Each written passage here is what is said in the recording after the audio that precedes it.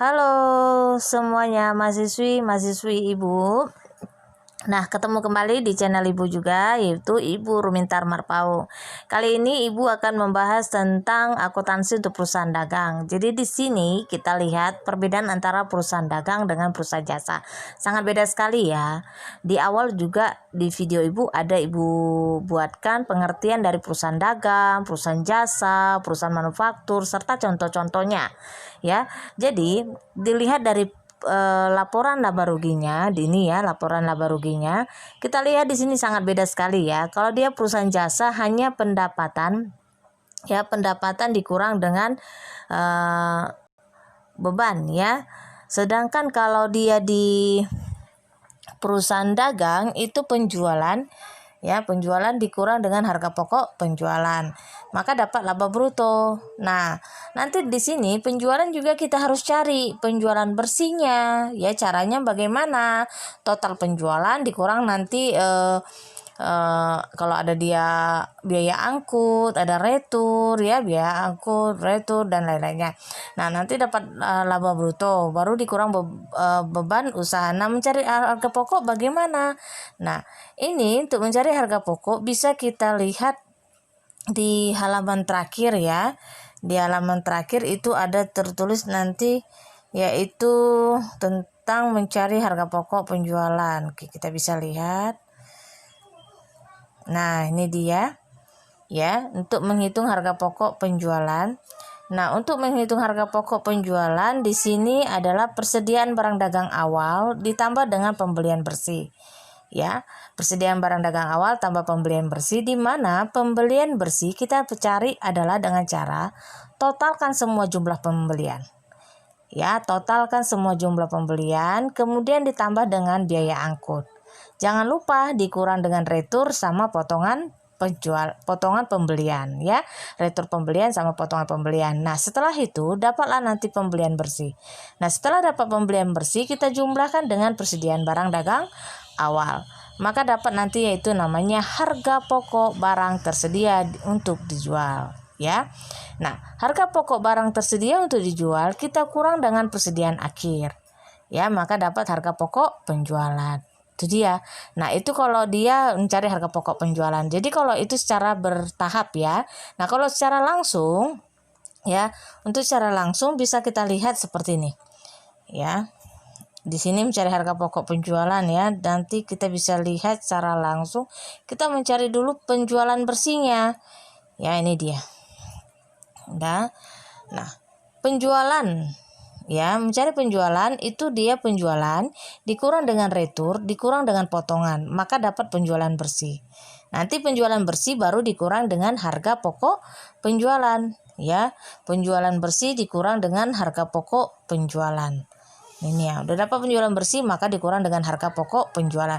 Nah, mencari harga pokok penjualannya ini seperti yang tadi Ibu terangkan ya. Nah, udah dapat nanti harga pokok penjualan, maka nanti dikurang dengan penjualan bersih. Ya, jadi harga pokok penjualan dikurang penjualan bersih, itu nanti baru dapat laba bruto. Ya, laba kotor. Nah, laba kotor nanti baru kita kurangi nanti yaitu dengan beban-beban. Ya, yaitu beban administrasi, beban pemasaran, pokoknya segala beban ya. Nah, kemudian baru dapat laba bersih. Itu kalau mencari laporan laba rugi perusahaan dagang. Nah, tapi kalau mencari laporan laba rugi ya untuk perusahaan jasa hanya ya pendapatan dikurang dengan beban. Ini dia. Ya, pendapatan dikurang dengan beban. Hanya seperti ini aja baru dapat laba bersih. Itu dia. Itu beda sekali ya perusahaan jasa dengan perusahaan dagang. Oke, kita masuk dengan cara pencatatan jurnalnya. Nah, di sini cara pencatatan jurnal itu ada dua, yaitu secara periodik dan secara perpetual. Nah, kalau secara periodik, ini kita bahas secara periodik ya. Nah, kalau secara periodik saat terjadi pembelian barang dagang, misalkan di sini dibeli barang dagang secara tunai. Ya, maka jurnal yang kita catat adalah pembelian barang dagang. Jadi jurnalnya nama akunnya adalah pembelian barang dagang pada kas. Nanti beda kalau secara perpetual nanti ya, secara perpetual. Nah, kalau secara tunai, kalau secara kredit berarti pembelian barang dagang pada utang usaha. Perhatikan pencatatan jurnal, antara debit dengan kredit tidak boleh sejajar. Begitu juga nilai nominalnya tidak boleh sejajar, ya. Nah, kemudian saat kita beli ternyata kita diberikan diskon atau syarat, ya. Bilanglah syaratnya 2/10 N/30.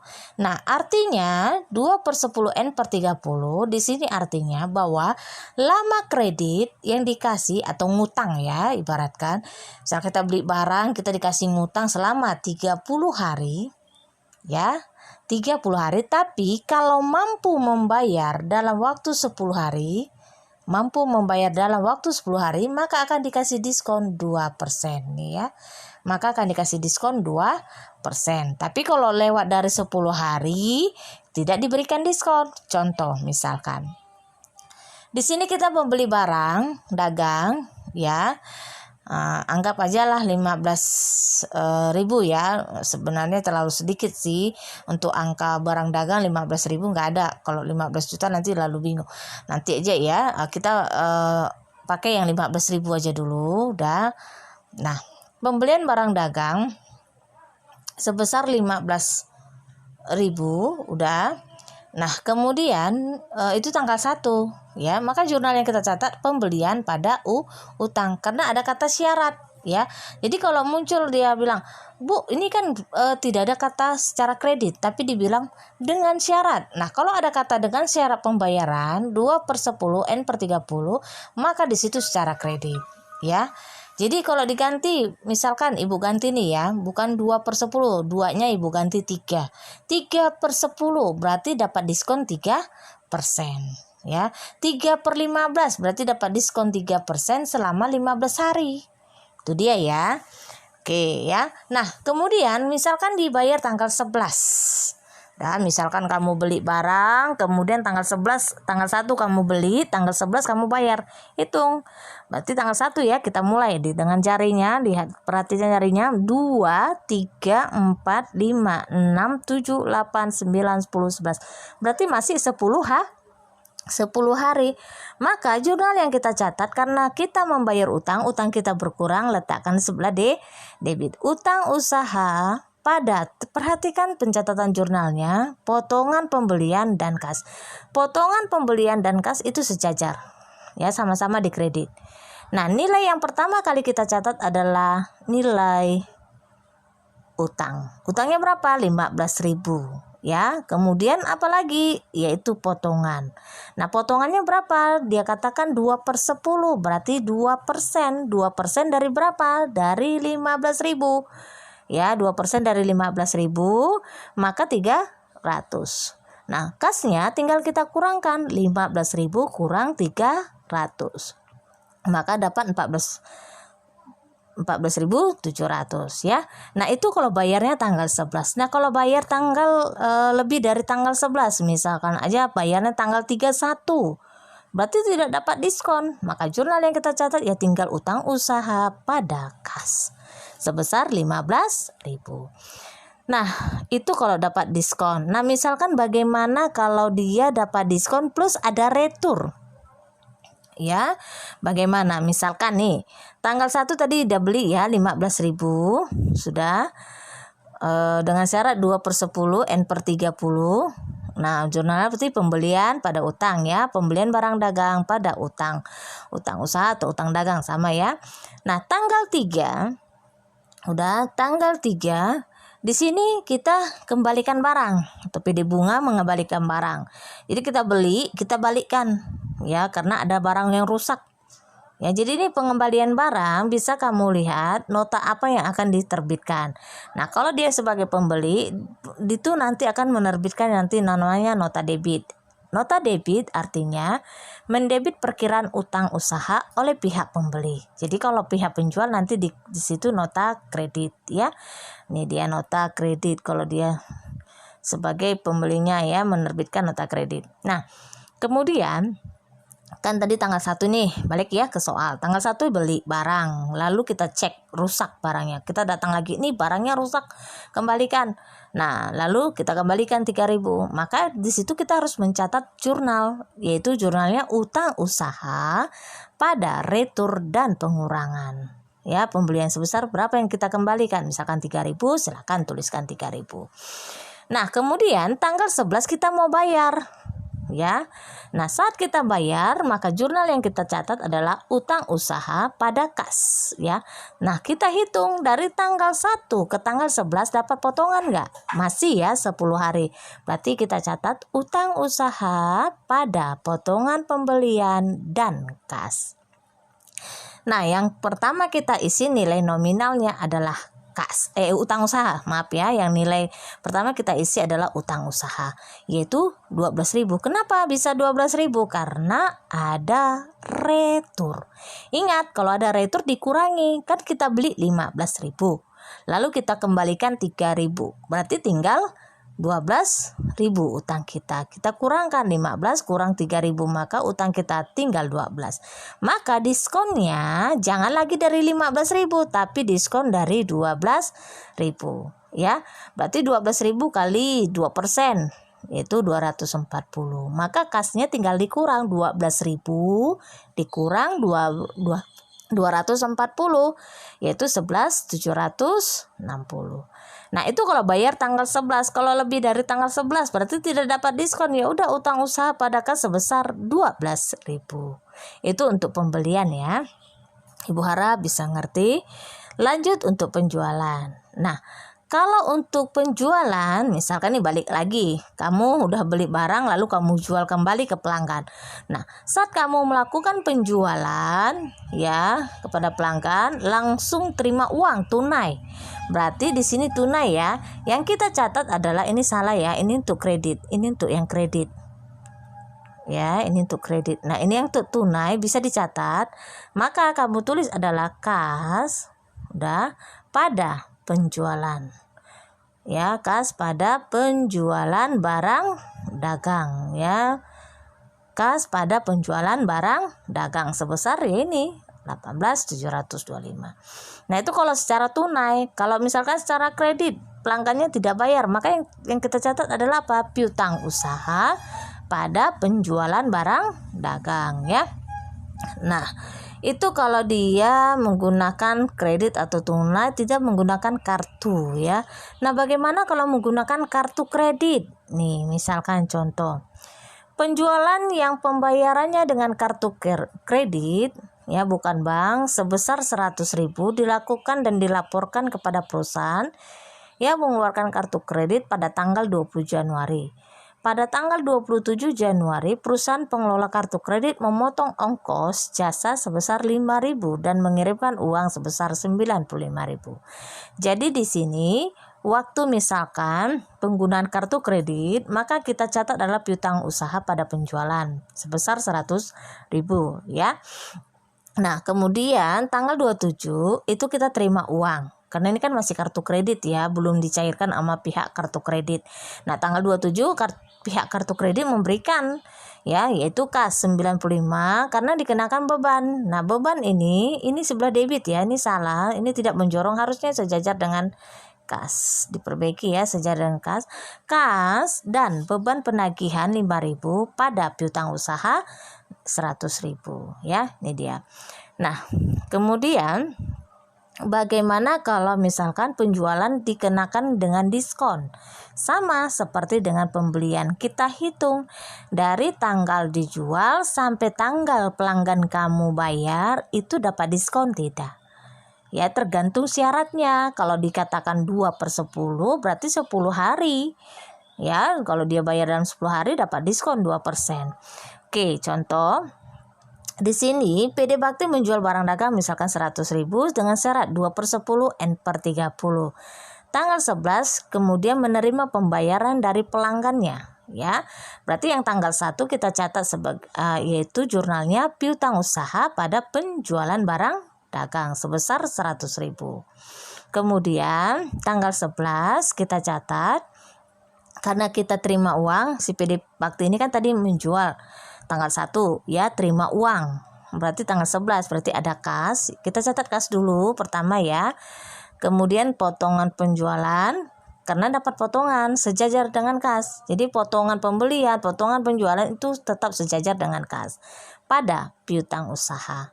Nah, yang pertama kali kita isi nilai nominal adalah piutang dulu. Berapa piutangnya? Ada retur enggak? Enggak ada retur.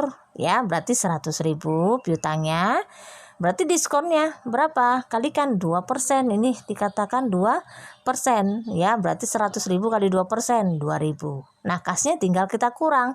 100.000 dikurang 2.000 maka dapat 98.000. Itu kalau dia bayarnya tanggal 11. Kalau nggak bayar tanggal 11 lewat dari 10 hari, maka jurnal yang kita catat kas pada piutang usaha 100.000. Nah, contoh lah yang tadi ini kita pakai jika ada retur. Misalkan tadi ya, tanggal 1 kita jual 100.000, PD Bakti menjual barang 100.000. Nah, ternyata tanggal 5 dikembalikan. Ya, pelanggannya datang ke PD Bakti. Si PD Makmur datang. Ini barangnya rusak, kembalikan sebesar 20.000. Maka kita catat jurnalnya adalah retur ya dan pengurangan pada piutang usaha sebesar 20.000. Jangan terbalik ya jurnalnya. Retur pada piutang. Tapi kalau tadi retur untuk pembelian, utang ya pada retur ya, jangan terbalik. Kemudian untuk tanggal 11 karena dapat diskon, perhatikan ya jumlah piutang usahanya tidak lagi 100.000 karena ada retur. Maka piutang usahanya 80.000, kemudian diskonnya ya dari 80.000 diskonnya berarti 2% kali 80.000 maka 1.600. Kasnya tinggal kita kurangkan 80.000 kurang 1.600 maka 78.400 ya. Jadi jurnalnya adalah kas dan potongan penjualan. Perhatikan sejajar kas sama potongan pada. Kalau udah pada berarti agak mencorong piutang usaha. Nah, itu kalau bayarnya tanggal 11. Nah, kalau tanggal lebih tanggal dari 10 hari, misalkan tanggal 31, maka jurnal yang kita catat adalah kas pada piutang usaha, ya. Nah, kemudian kita masuk dengan biaya transport. Nah, di perusahaan dagang itu ada dikenal dengan istilah biaya transport. Ada istilah FOB shipping point atau FOB destination ya. Oke. FOB shipping point adalah jika kepemilikan berpindah ke pihak pembeli ketika pihak penjual menyerahkan barang dagang kepada perusahaan pengiriman. Maka pihak pembelilah yang menanggung biaya pengiriman. Jadi di sini FOB shipping point atau istilah dikenal dengan prangko gudang penjual sama ya. Jadi kalau di soal keluar FOB shipping point atau keluar prangko gudang penjual itu sama aja ya istilahnya. Berarti di sini yang perlu kamu ingat bahwa biaya transportasi itu ditanggung oleh pihak pembeli. Ya, jadi dari toko pihak pembeli lah yang menanggung ke perusahaan pengiriman barang. Tetapi kalau dikatakan FOB destination atau prangko gudang pembeli, ya, maka di sini adalah yang menanggung biaya transport adalah pihak penjual. Oke. Sudah ya. Jadi tergantung soal, kalau dia yang menanggung biaya pembeli ya berarti pembeli di sini harus menuliskan jurnal bahwa dia mengeluarkan biaya transport. Ya, biaya transportasi pada kas misalkan ya. Tapi kalau penjual yang menanggung maka pihak penjual yang akan menuliskan biaya transportasi ya. Jadi tergantung siapa yang menanggung biaya transportasi. Oke, kita masuk ke latihan soal. Ya. Pada tanggal 10 Juni, PD Dunia membeli barang dari PD Bola secara kredit seharga 900.000 dengan syarat perangko gudang penjual 2/10 N/30 dengan biaya transportasi yang dibayar di muka oleh penjual sebesar 50.000 yang ditambahkan ke faktur. Nah, di sini Ibu ceritakan sedikit ya. PD Dunia beli barang nih ke PD Bola secara kredit. Jadi PD Dunia ini jumlah yang dibelinya 900.000. Syaratnya 2/10 N/30. Prangko gudang penjual nih dia. Berarti yang nanggung siapa? Iya, yang menanggung pembeli. Berarti sini yang pembeli adalah PD Dunia.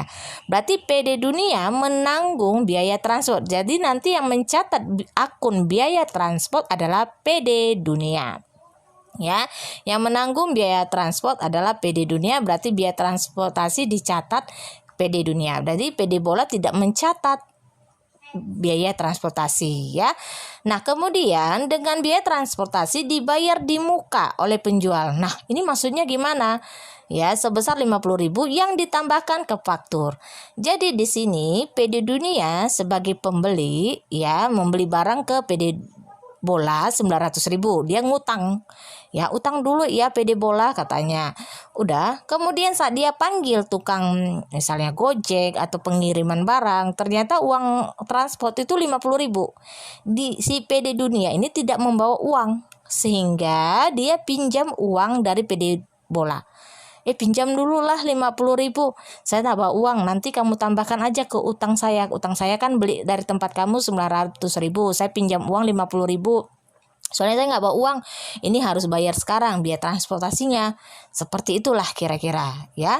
Sehingga PD Bola mengeluarkan uang dari kasnya 50.000 untuk dipinjamkan ke PD Dunia untuk bayar transportasi. Karena PD Dunia ini tidak bawa uang untuk membayar biaya pengiriman barang ya. Nah, Ibu minta silakan coba kamu catat jurnalnya pada saat tanggal 10. Apa jurnal yang dicatat oleh PD Dunia saat membeli barang dari PD Bola? Dan kembalikan apa yang dicatat oleh PD Bola saat melakukan penjualan kepada PD Dunia. Untuk tanggal 10 ya. Kemudian kira-kira apa jurnalnya jika tanggal 20 PD Dunia membayar ya utangnya kepada PD Bola. Sebaliknya, apa jurnal yang akan dicatat oleh PD Bola sebagai penjual saat dia terima uang dari PD Dunia pada tanggal 20. Oke, sekian pembahasan Ibu untuk akuntansi perusahaan dagang, yaitu untuk sistem periodik. Nah, untuk sistem perpetual nanti kita akan bahas di pertemuan berikutnya. Silakan Anda coba pikir-pikir jurnal apa yang akan dicatat di contoh soal yang PD Dunia sama PD Bola ini. Sampai ketemu di video berikutnya. Terima kasih. Jangan lupa like dan subscribe video Ibu ini. Terima kasih yang sudah like dan subscribe.